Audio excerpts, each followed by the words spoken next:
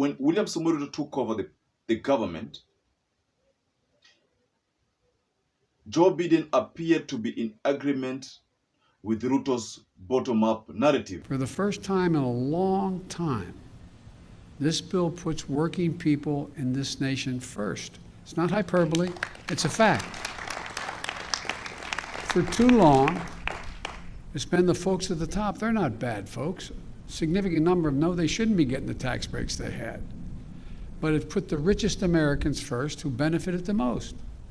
And the theory was, we've all heard it, and especially the last 15 years, the theory was cut taxes and those at the top and the benefits they get will trickle down to everyone. Well, you saw what trickle down does. We've known it for a long time, but this is the first time we've been able to, since the Johnson administration, and maybe even before that, to begin to change the paradigm. We've seen time and time again that trickle down does not work. And by the way, we don't have anything against wealthy people. You got a great idea, you're going to go out and make millions of dollars, that's fine. I have no problem with that. But guess what? You got to pay your fair share. You got to pay some, because guess what? Folks who are living on the edge, they're paying. And so, again, all it's done is make those at the top richer in the past and everyone else falling behind. This time, it's time that we build an economy that grows from the bottom up and the middle out. The middle out. And soon Biden denounced the trickle-down narrative and said that that was only making the rich richer, and that William Samoei Ruto's approach was the best for the economy. But close to 60 days down the line, Joe Biden has remained mum over the same narrative. Ile shamra, ile mbwembe ambayo ilikuwa wakati ule William Samoei Ruto alipopata uskani wa kuwa rais wa Jamhuri ya Kenya, Rais Joe Biden alionekana kwamba amepata kile ambacho amekuwa akihitaji, ambacho kingeweza kuokoa wa Amerika. Lakini if you look at the current happenings of US, you look at the narratives being spread in US, bottom-up approach is nowhere to be seen.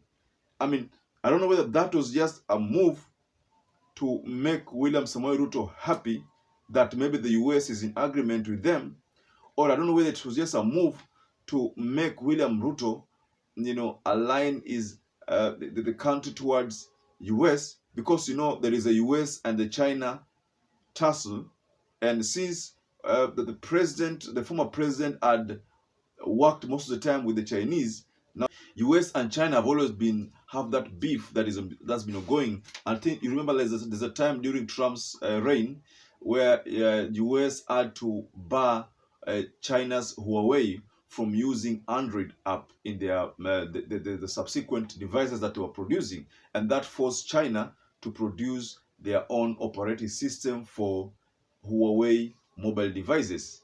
And then also in the same tussle, Chinese also vowed not to use Microsoft products because the Windows operating system. They said they were going to stop using a Windows operating system. So that was a trade war, if I may term it that way. So when Joe Biden, soon after William Samoei Ruto became the president, Joe Biden congratulated William Samoei Ruto and applauded his bottom-up narrative and said it is the best solution for US.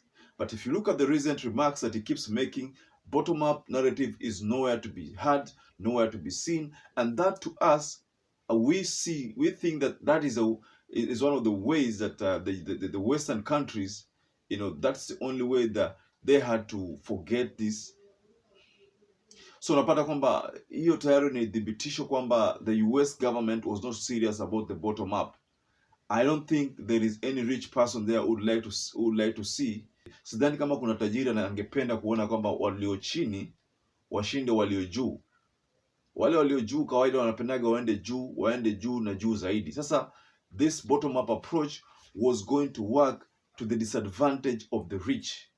So I don't think there is any society that is going to agree to bottom up approach. In Sri Lanka, it was tried, but it failed. The bottom-up approach. So US were not going to use that bottom-up approach. That was just a way to, I mean, to me, I think that was just njia ya kudanganya rais wetu wa Kenya kwamba US wamekusupport. There's a part I read that when you see these Western countries zinakusifu sana, then you should know that there is something cooking.